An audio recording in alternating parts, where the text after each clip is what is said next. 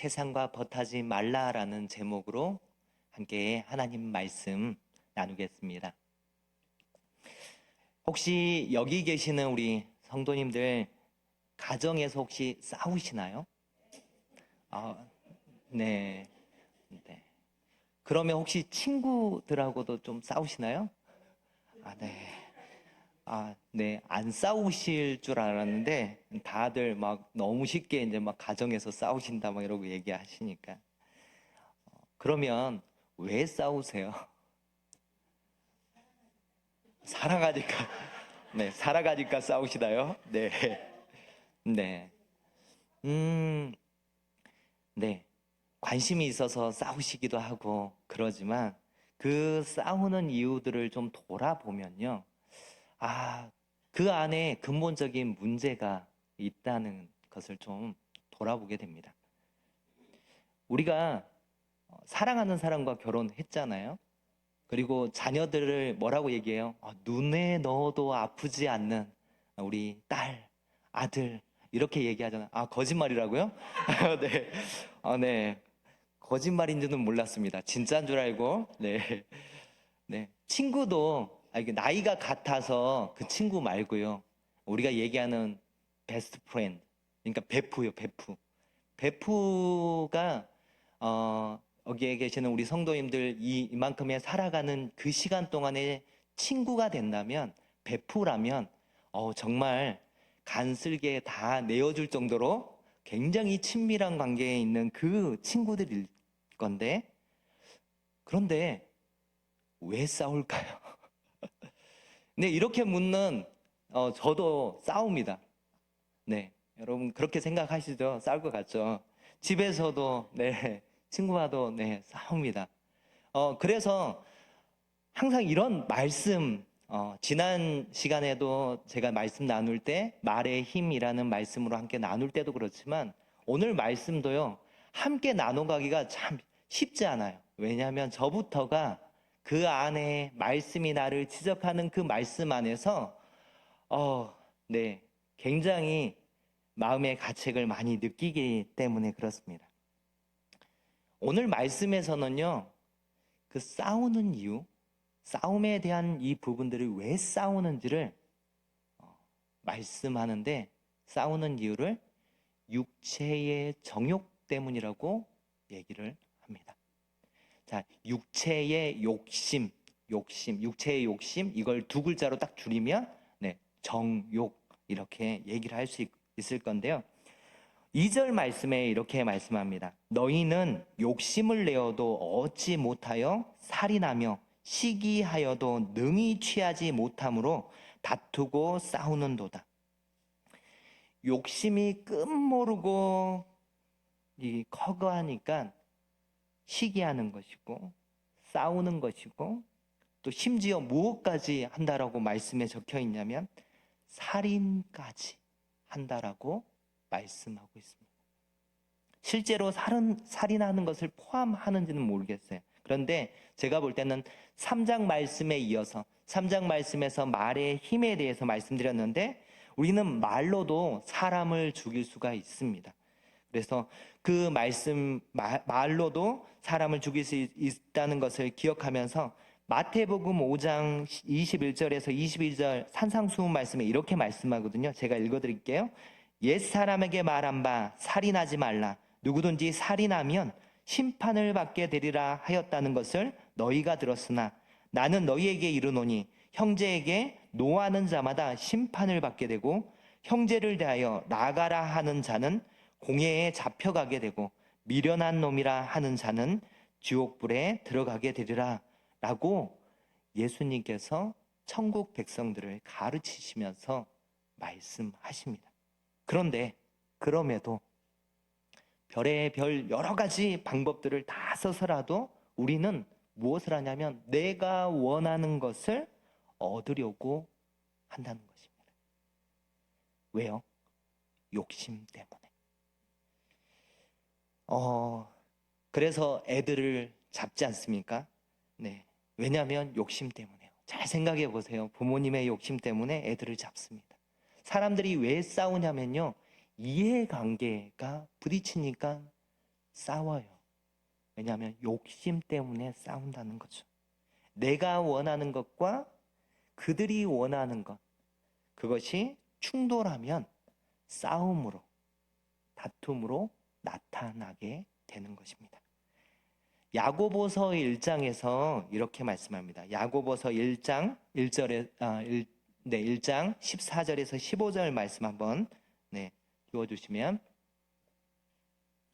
함께 읽겠습니다. 시작. 오직 각 사람이 시험을 받는 것은 자기 욕심에 끌려 미혹됨이니 욕심이 잉태한즉 죄를 낳고 죄가 장성한즉 사망을 낳는. 각 사람이 시험을 받는 것은 하나님이 우리를 시험하는 것이 아니라 욕심 때문에 그 유혹에 끌렸기 때문에 어떻게 해요? 내가 욕심이 죄를 낳고 죄가 장성한즉 사망에 이른다라고 말씀하고 있습니다. 왜 유혹에 넘어갑니까? 왜냐하면 그 욕심들을 쉽게 버리지 못하기 때문에 그렇습니다.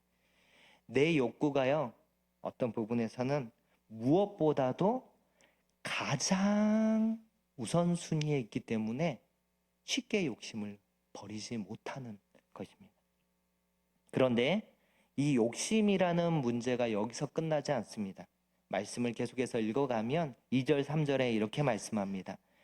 너희는 욕심을 내어도 얻지 못하여 살인하며 시기하여도 능히 취하지 못함으로 다투고 싸우는도다.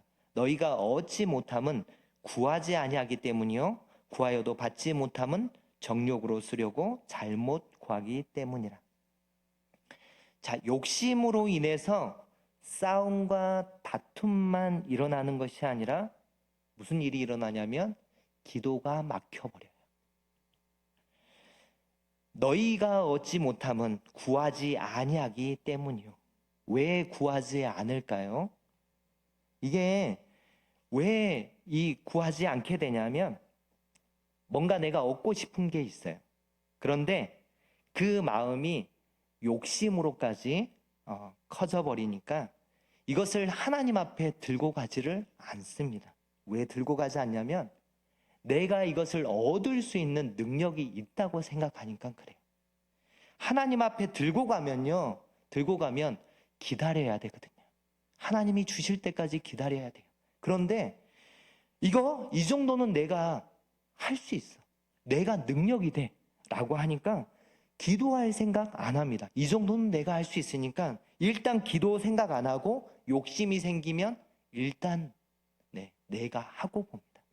기도부터 하는 게 아니라 내가 먼저 하기 때문에 기도 자체를 하지 않습니다. 내가 노력하면 저 정도는 얻을 수 있을 것이다. 그리고 나는 기다릴 시간이 없어. 하나님이 응답해 주실 때까지 내가 기다릴 시간은 없어. 그때까지 있으면 내가 원하는 거 다 놓쳐버릴 거야. 라고 생각하는 그 생각에서 기도를 하지 않습니다. 또한 말씀에서는 우리가 원하는 것을 얻지 못하는 다른 이유를 얘기하고 있는데요. 내가 원하는 것을 줄 수 있는 분이 하나님이신데 내가 기도하지 않는 것뿐만 아니라 뭐예요? 내가 볼 때 터무니없이 커 보이는 게 있어요. 내 능력으로는 도저히 되지 않는 그것을 내가 갖고 싶어요. 그럴 때는 또 기도합니다. 기도하는데 그때에는 기도하지만 무엇으로 구했기 때문에 그것을 하나님이 주시지 않아요? 정욕으로 구했기 때문에, 나의 욕심으로, 육체의 욕심으로 구했기 때문에 하나님 주시지 않는다라고 말씀합니다. 욕망에 지배되는 삶은 한 사람을 다른 사람과의 관계를 깨트리는 것뿐만 아니라 또 무엇도 깨트려 버리냐면 하나님과 나와의 관계 또한 깨트려 버리는 거예요. 그 모습이 기도에서도 나옵니다. 내가 욕심을 부렸을 때 그 욕심을 채우기 위해서 여러분 한번 생각해 보세요. 내가 원하는 걸 위해서 기도부터 하십니까? 아니면 내가 어떻게 하면 얻을 수 있지? 어떻게 빨리 얻을 수 있지를 먼저 생각하십니까? 내가 안 될 때야 그때야 욕심으로 하나님 앞에 기도하지는 않습니까? 어디에서 시작이 되냐면 문제가 지금 욕심에서, 육체의 욕심, 그 정욕에서 여기까지 흘러오게 되는 것을 보게 됩니다. 재미있는 이야기가 하나 있습니다. 제가 잠깐 한번 해볼게요. 어떤 사람이 하나님 앞에 이렇게 물어봤다고 합니다. 하나님, 천년이라는 시간을 하나님 어떻게 생각하세요? 라고 하니까 그야 1초에 불과하지 라고 얘기를 하셨답니다. 그러니까 이제 기회라고 생각했는지, 그러면 하나님 10억은 하나님 어떻게 생각하세요? 그거야 푼돈이지 라고 했답니다. 그러니까 이제 이게 기회라고 생각하고 이 사람이 하나님 앞에 하나님 한 푼만 주세요. 저에게 한 푼만 주세요 라고 기도를 했대요. 그랬더니 하나님이 뭐라고 말씀하신지 아세요? 뭐라고 응답하셨을까요? 1초만 기다려. 네. 그러니까 뭔 말인지 알아듣시는 분은 1초가 몇 년과 같다고요? 네, 1000년과 같다고. 네. 우리가 기도를 오해하지 말아야 하는 것은요, 기도는 하나님과의 대화입니다.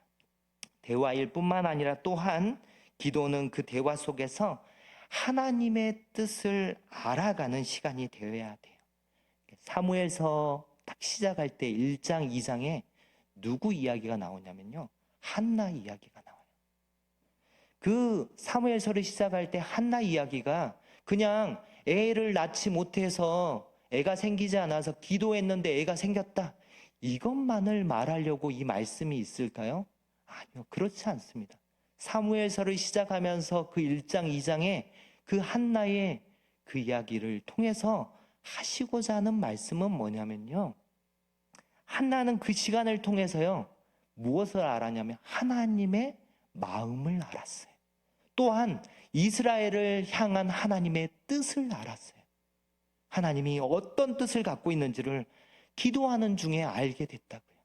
그렇게 하나님의 뜻을 알고 어떻게 하기까지 되냐면, 아들을 주시면 구별하여서 나시린으로 하나님 앞에 드리겠습니다 라고 했을 때에 하나님이 사무엘을 주셔서 드디어 자녀를 낳게 됩니다. 요한복음 15장 14절에서 15절 말씀에는 이렇게 말씀합니다. 요한복음 15장 14절에서 15절 말씀. 너희는 내가 명하는 대로 행하면 곧 나의 친구라. 이제부터는 너희를 종이라 하지 아니하리니 종은 주인이 하는 것을 알지 못함이라. 너희를 친구라 하였노니 내가 내 아버지께 들은 것을 다 너희에게 알게 하였음이라. 무슨 말씀을 하세요? 예수님께서 말씀한 대로 행하는 그 제자들을 친구로 여겨주신대요. 왜요? 종은 시키는 일만 하다 보니까 정확하게 무슨 뜻에서 어떤 의미에서 이것을 하는지 잘 모르고 시키는 일만 할 뿐이에요. 그런데 친구는 어때요? 친구는 의도를 합니다. 어떤 마음에서 어떤 상황에서 이 일을 시키는지를 알아요. 지금 모든 상황들과 어떤 마음인지를 알고 함께 하는 자로 우리를 불렀기 때문에 친구로 여겨주시는 거예요. 종이 아니에요. 종이 아니라 우리를 친구로 여겨주십니다. 찬양할 때 그랬잖아요. 우리를 친구로 여겨주신대요. 친구 삼아 주셨대요. 이것이 그냥이 아니라 뭐예요? 기도하는 중에 우리가 하나님의 뜻을 알아가는 것, 이것이 우리에게 있어서 기도하는 이유이고 하나님, 예수님이 우리를 친구 삼아 주신 이유입니다. 야고보서는요, 예수님의 형제 야고보가 누구에게 쓴 거냐면 흩어져 있는, 핍박받고 흩어져 있는 믿음의 형제들에게 쓴 것입니다. 그런데 오늘 말씀에요, 오늘 4장 1절 말씀에 시작할 때 누구로 시작합니까? 너희는 이라고 시작합니다. 여기서 너희는 누구입니까? 여기에 얘기했던 아까 믿음의 형제들, 이 믿음의 형제들이 얘기하는 거죠. 네, 그리스도의 몸된 지체들. 그래서 지체라는 단어도 1절에 나옵니다. 그런데 이들이 어땠다고요? 기도하지 않아요. 기도하지 않고 무엇만 해요? 육체의 욕심을 따라서 정욕 때문에 서로 다투고 싸웁니다. 그리스도를 머리로 한 지체인데, 몸된 교회인데 서로 싸우고 있다고요. 상황은 핍박받아서 흩어져 있는 상황에서 그들이 하는 것이 그렇게 정욕에 끌려 싸우는 가운데 있습니다. 이들은 기도할 생각을 하지 않아요. 그게 무슨 말이냐면 하나님이 뜻이 어디에 있는지 관심도 없어요.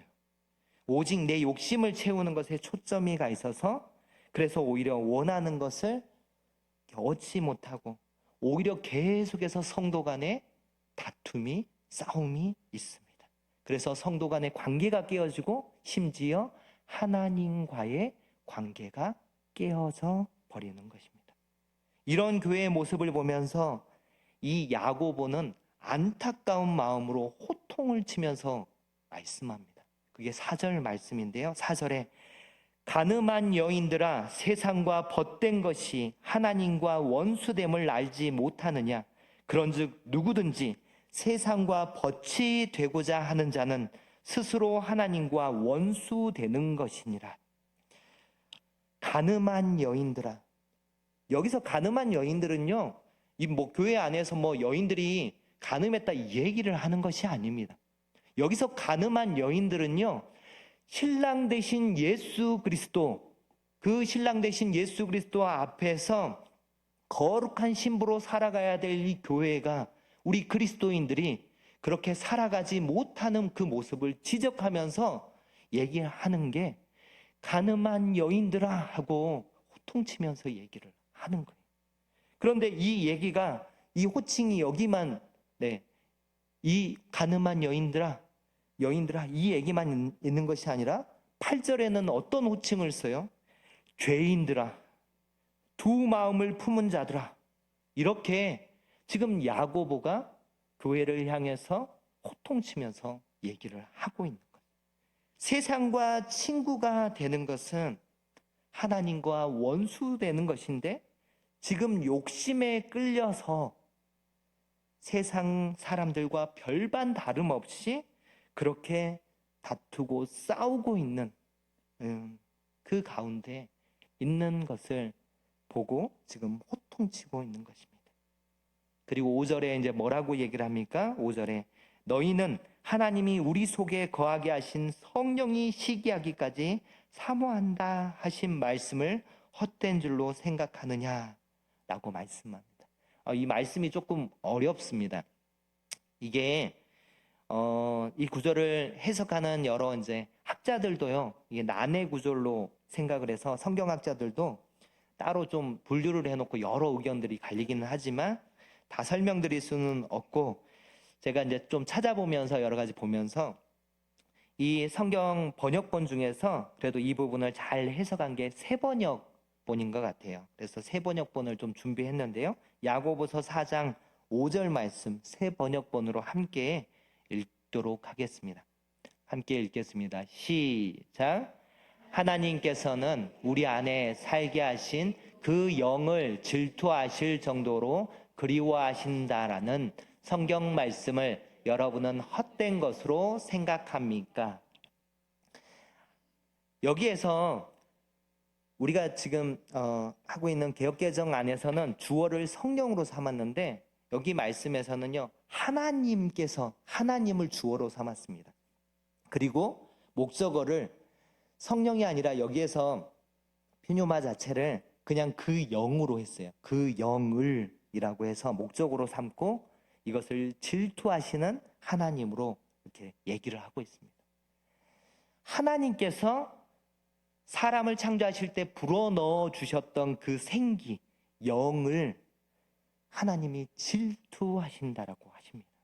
자, 질투는요, 사랑하지 않는 사람에게는 절대 질투하지 않습니다.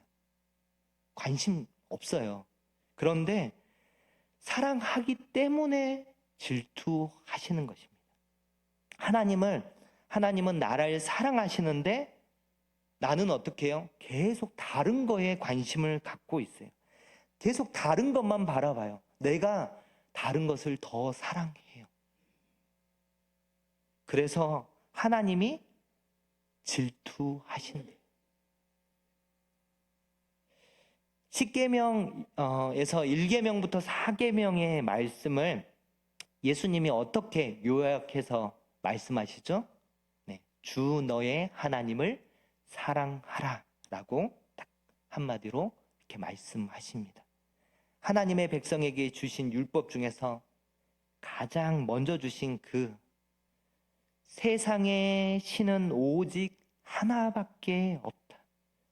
그러니까 우상에게 시선 주지 말고 나만 바라보라고, 나와 친밀해지자고 하나님이 그렇게 율법으로 말씀해 주신 거예요.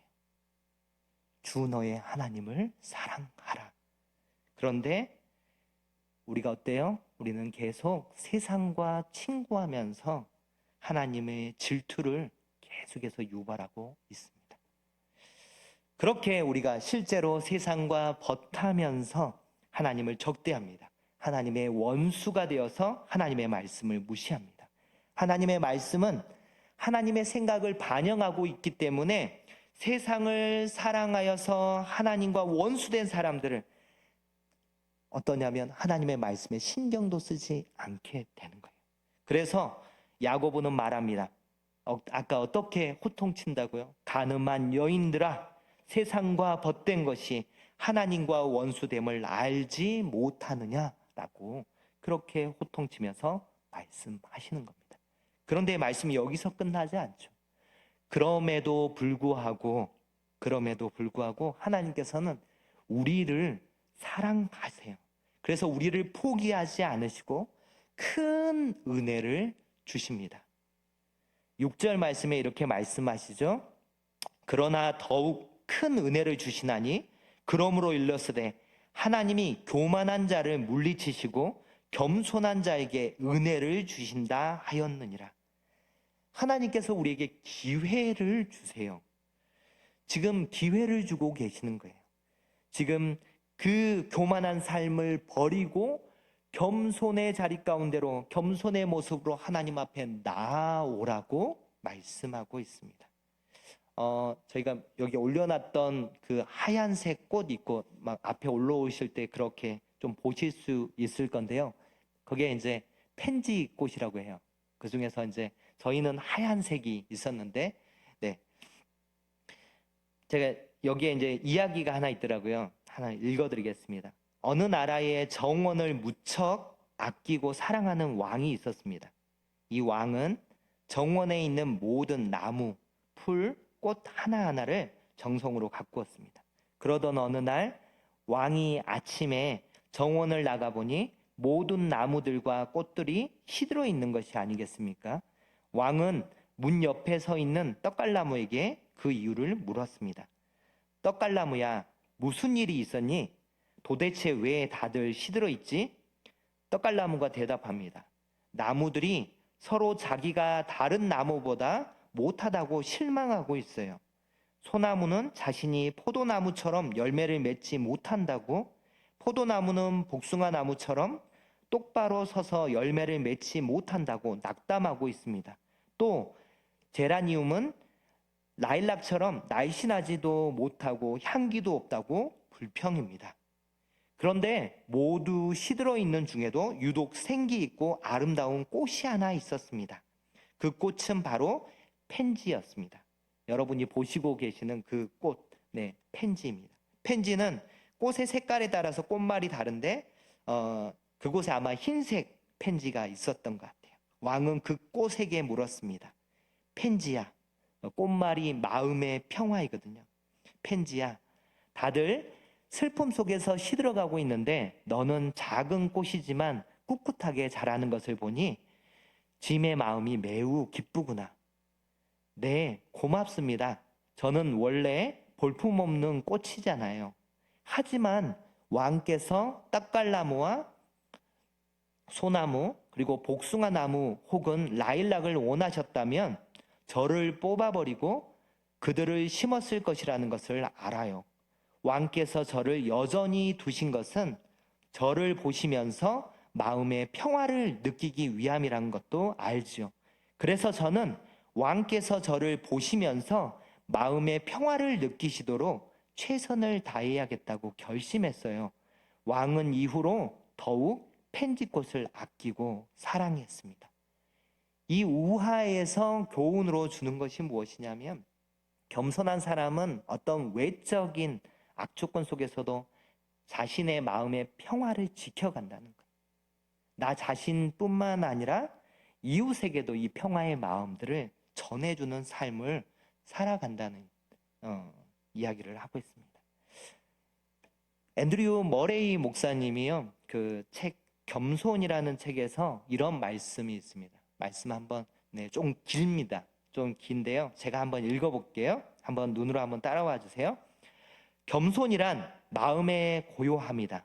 그것은 탐욕이 없는 상태이며 자신에게 일어난 어떤 일에도 놀라지 않는 것이다. 그것은 세상살이가 참으로 어렵고 고통스러울 때 조용히 하나님 앞에 무릎 꿇고 기도함으로써 바다와도 같은 평화를 얻을 수 있는 마음이다. 사람이 겸손한 마음을 갖는다는 것은 은혜의 보금자리에 있다는 뜻이다. 하나님께서 큰 은혜를 베풀어 주신다고 하면서 나오는 말씀이 무엇이냐면, 너희가 교만하지 말고 겸손함으로 나아오라고 말씀하고 있습니다. 하나님께 순종하는 것이 마귀를 대적하는 것입니다. 겸손함으로 하나님께 순종하여 나아가는 것이 우리를 유혹하는 마귀를 도망갈 수 있게 하는 것입니다. 우리가 하나님을 가까이 하면 하나님도 언제나 우리를 가까이 하십니다. 세상과 버타여 살고 있습니까? 세상과 친구로 그렇게 살고 계시나요? 내 욕심을 내려놓지 못하면 주변 사람들과 다투고 싸우고 그렇게 살아갈 수밖에 없습니다. 그런 사람들을 향해 지금 야고보는 말합니다. 뭐라고 말씀하냐면 9절 말씀에 슬퍼하며 애통하며 울지어다. 너희 웃음을 애통으로 너희 즐거움을 근심으로 바꿀지어다. 이 말은 뭐냐면 회개하라는 거예요. 왜 기뻐해야지, 왜 감사해야지, 이게 아니라 회개할 때는요, 이 허리를 동이고 하나님 앞에 눈물로써 나가는 거잖아요. 그래서 여기 말씀에 얘기하는 거예요. 슬퍼하며 애통하며 울지어다. 너희 웃음을 애통으로 너희 즐거움을 근심으로 바꿀지어다. 회개하면서 하나님 앞에 나아갈 때 세상과 친구하지 말고 하나님께 가까이 나아오라고 하나님 말씀하고 있는 것입니다. 10절에 그러면 뭐라고 말씀하십니까? 주 앞에서 낮추라. 그리하면 주께서 너희를 높이시리라 라고 말씀합니다. 가정의 달 5월 우리가 간과하지 말아야 하는 사실은요, 우리 예수 그리스도께서 우리를 죄 가운데서 구원해내시고 우리를 거듭나게 하셨습니다. 거듭나게 하기 전에는요, 우리가 죄인된 모습으로 우리는 가족도 자신의 욕심으로 채우는 도구로 이용했습니다. 욕심이 가득한 존재로 생존을 핑계로 지극히 이기적으로 살아가며 거짓말하고 시기하고 질투하고 다른 사람을 짓밟는 삶을 살아갔습니다. 그리스도의 몸된 교회는 정욕으로 다툼이 일어나거나 욕심으로 분열되어서 그렇게 되면 안 됩니다. 그리스도 안에서 거듭난 자들에게는요, 세상의 유혹이 있을지라도 그 유혹이 올 수는 있습니다. 하지만 그 욕심으로 가득 찬 그 가운데 죄의 욕심이 일어날 때에도 거듭난 자는 몸부림치면서 그 욕심을 죽이는 삶을 살아가야 합니다. 그때 비로소 하나님을 사랑하게 되고 가족을 사랑하게 되고 교회를 사랑하게 됩니다. 여러분이 거듭났다면 여러분이 예수님의 생명을 공급받아 날마다 욕심을 다스리는 그러한 삶을 살아갈 수 있기를 주님의 이름으로 축원합니다. 네, 이 시간 함께 기도할 때 우리 오늘 주신 말씀을 기억하면서 함께 기도하겠습니다. 하나님, 그동안 예수 그리스도를 구주와 삶의 주인으로 모셨다고 하면서도 육체의 욕심에 이끌려 세상의